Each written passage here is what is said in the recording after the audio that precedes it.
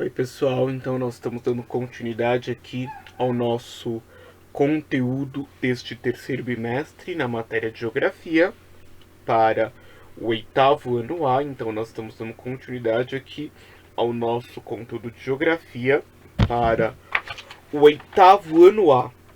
E aí, neste vídeo nós vamos então falar sobre a nossa América anglo-saxônica.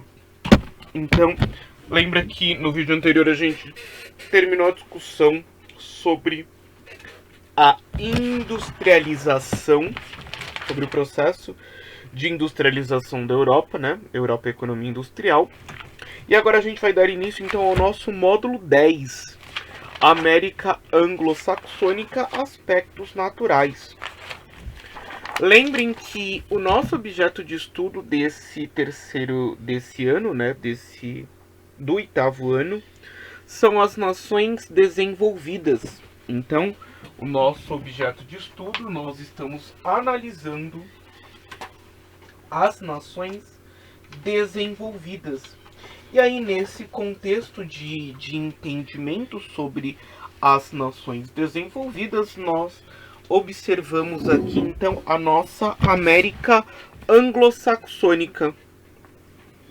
Lembrando que dentro de toda a América do Sul, todo o continente europeu, de todo o continente europeu, nós vamos falar então da América anglo-saxônica, que corresponde somente a 2 países, que é o Canadá e os Estados Unidos.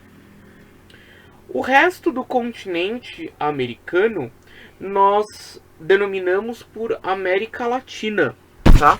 Então, quando nós falamos aqui da América anglo-saxônica, nós estamos falando sobre os países que apresentam a sua origem saxã, que são Estados Unidos e Canadá.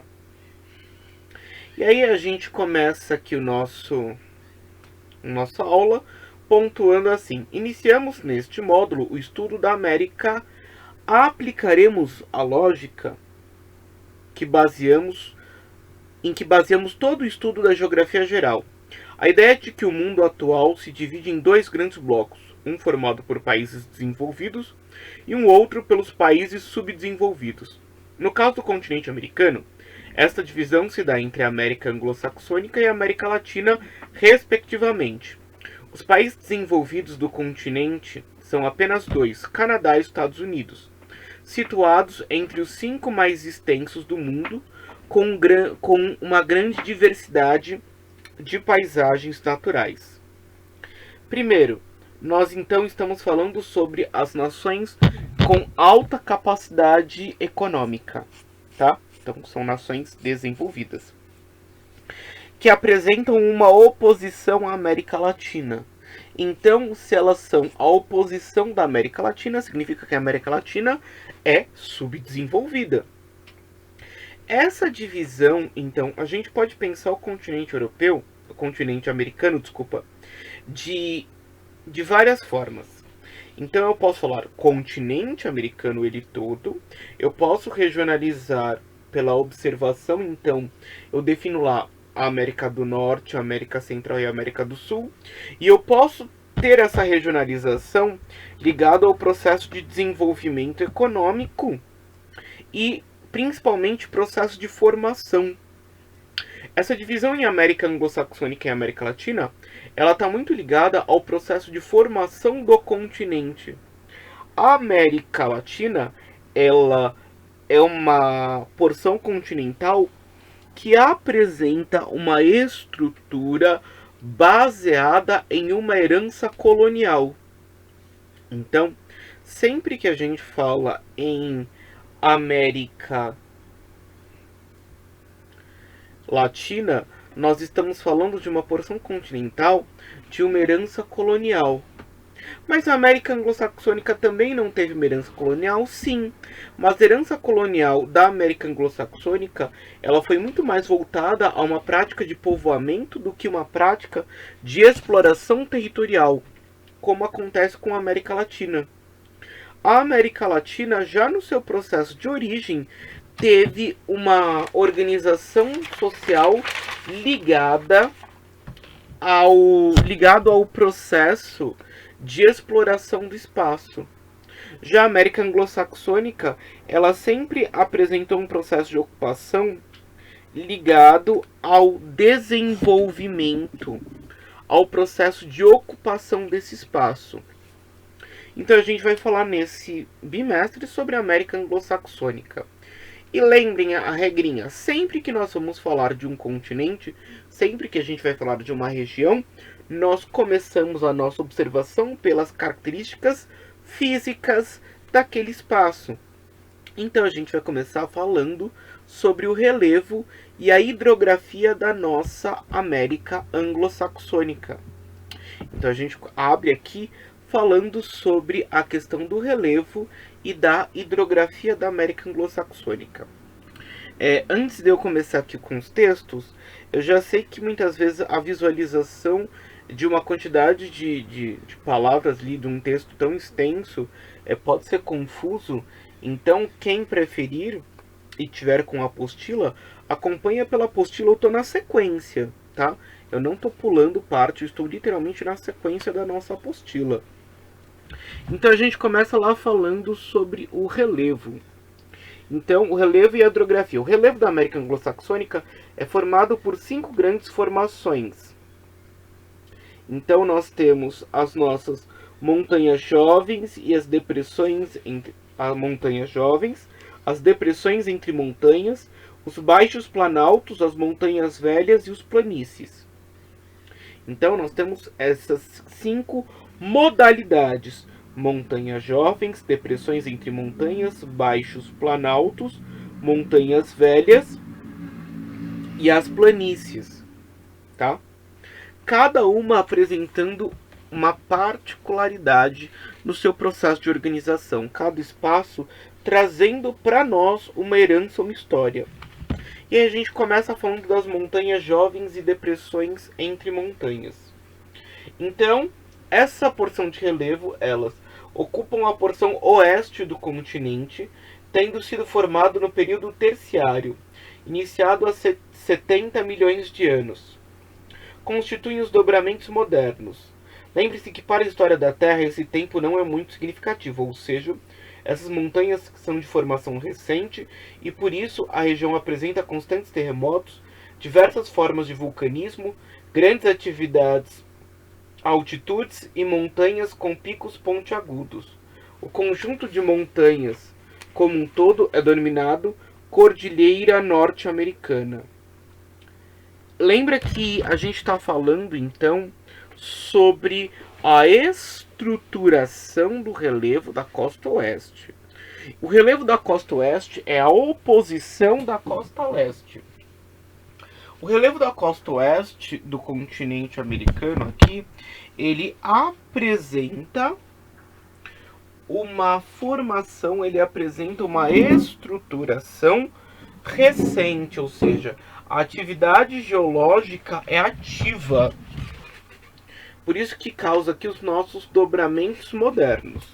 Segundo a United States Geological Survey, sendo um dos maiores conjuntos de montanhas de formação recente do mundo, situado na porção ocidental da América do Norte, desde o Alasca até o México.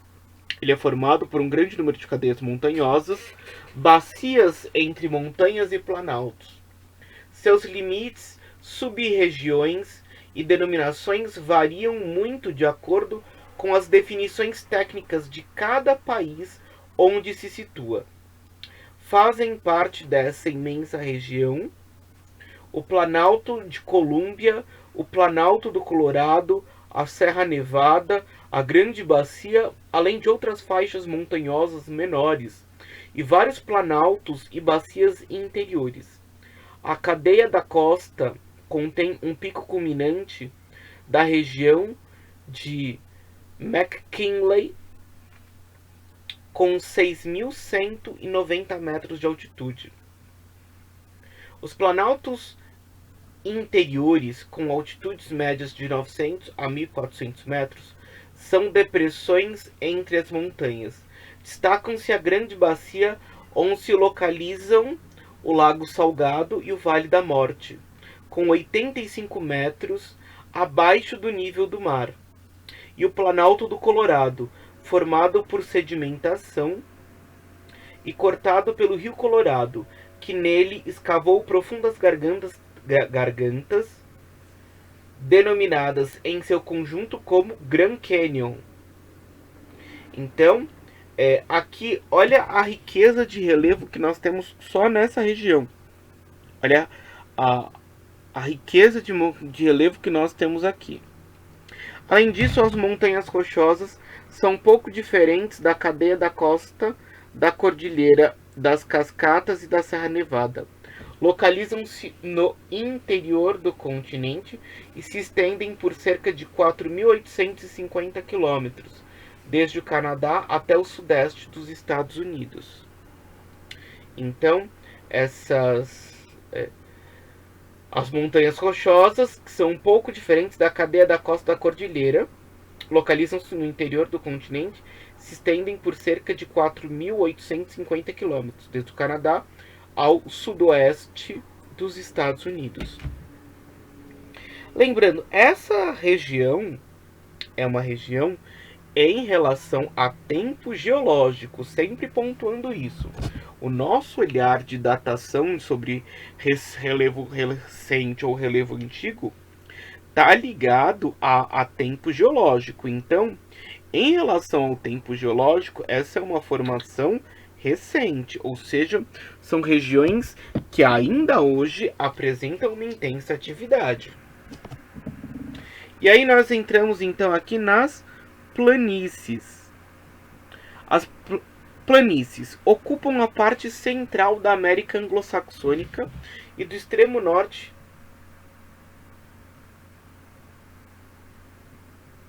do Canadá até o Golfo do México. Essas planícies são conhecidas genericamente como planícies centrais, mas no Canadá podem ser chamadas de prairies,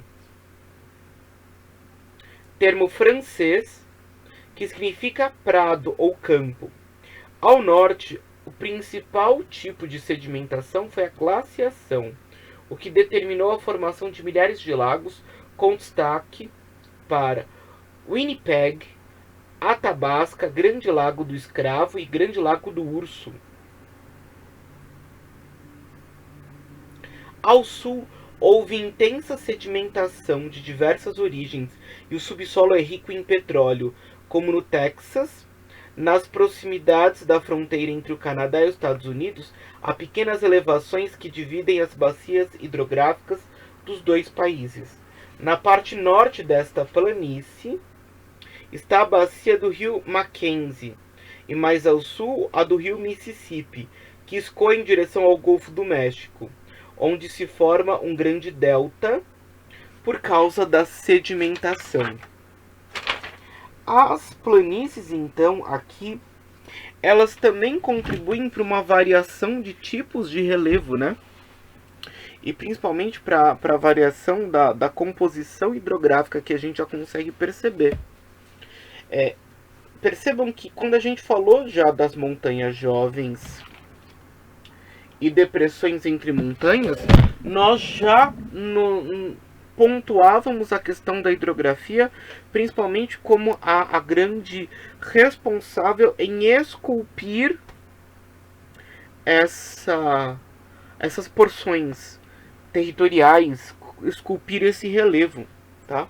Então aqui a nossa percepção é já colocando o relevo como um processo integrado entre as riquezas hídricas e as formações geológicas que acontecem nesse território, certo?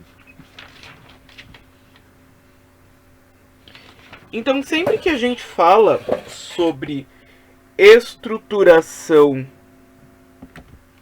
geológica, nós temos que entender que elas são transformadas por um conjunto de fatores, não somente internos, mas também externos. Quando a gente falou das montanhas jovens, elas são um resultado da formação dos agentes internos. Elas são resultado da formação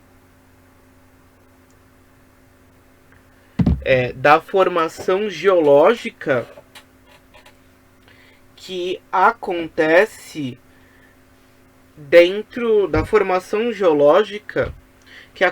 ou dentro ou fora do nosso planeta, tá? Então, sempre que a gente coloca aqui a observação do relevo, nós estamos observando se é uma ação interna ou se é uma ação externa. As montanhas jovens, elas são responsáveis pela alteração interna, ou seja, está acontecendo um movimento interno. Já as planícies, elas já são resultado de uma movimentação externa. Então, nós já entendemos que a transformação das planícies, elas são resultado desses agentes externos, da água, do rio, da chuva, do vento, do calor, do frio, que acabam esculpindo esse relevo. Agora a gente vai para os baixos planaltos e montanhas velhas. Essa ideia aqui de montanha velha, então, já vem também na prática do desgaste, tá? Já vem também na prática do processo erosivo.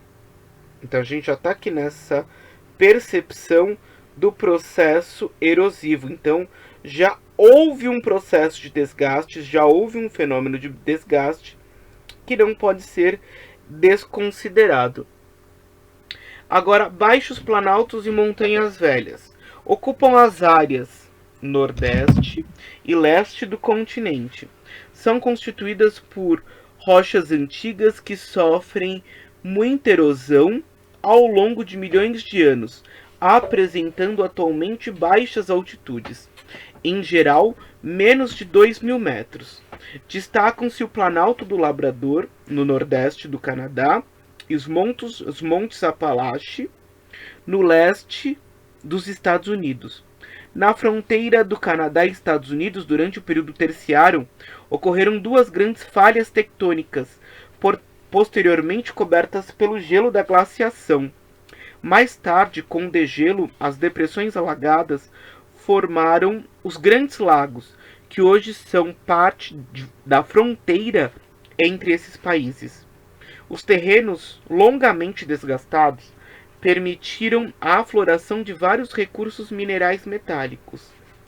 Já as áreas cobertas por sedimentos permitiram a formação de carvão mineral, como ocorre nos Montes Apalaches. Ao contrário do que ocorreu com o relevo, as características hidrográficas desses países são muito diferentes entre si. No Canadá, o clima caracterizado por invernos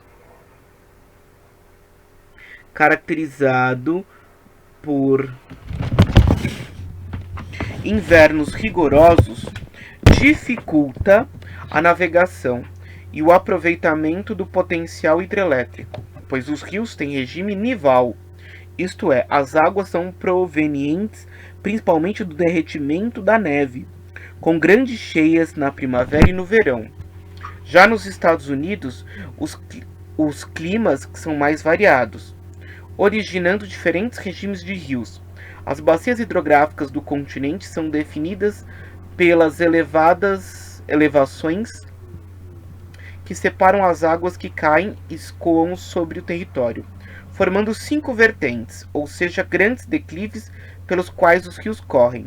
Cada uma delas recebe o nome do lugar onde seus rios desaguam.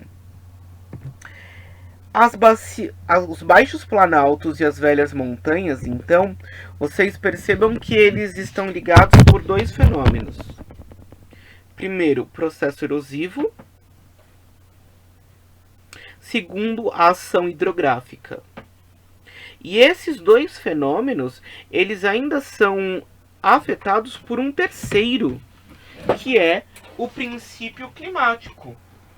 A variação climática é um ponto de alternância aqui nesse espaço.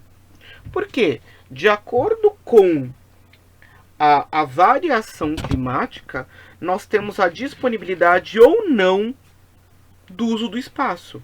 Nós temos a disponibilidade ou não sobre a avaliação do espaço. Então, nesse sentido, quando a gente fala sobre a temperatura entre Estados Unidos e Canadá, a gente vai perceber que existe uma variação que acaba sendo um ponto crucial nesse relacionamento, que acaba sendo um ponto crucial nessa interação, porque nós vamos ter regiões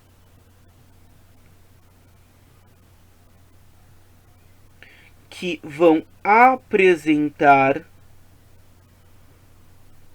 uma condição climática favorável à movimentação hídrica, e nós vamos ter regiões onde a movimentação hídrica ela é totalmente impedida pela condição climática, certo? Então, sempre que a gente fala de relevo, a condição climática é um ponto a ser analisado, certo, pessoal? Então, nós estamos chegando ao fim desse nosso vídeo. Lembra que a gente falou que a gente ia se dedicar aqui aos trabalhos do módulo anterior?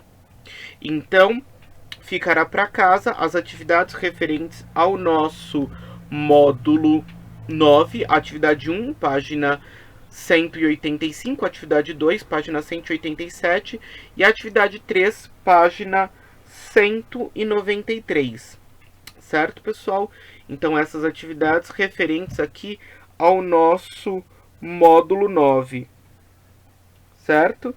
Então, façam as atividades na apostila e me enviem pelo aplicativo Vindimo. Então, façam as atividades e me enviem pelo aplicativo Vindimo. Tchau, pessoal. Até o nosso próximo vídeo ou até a nossa live. Tchau.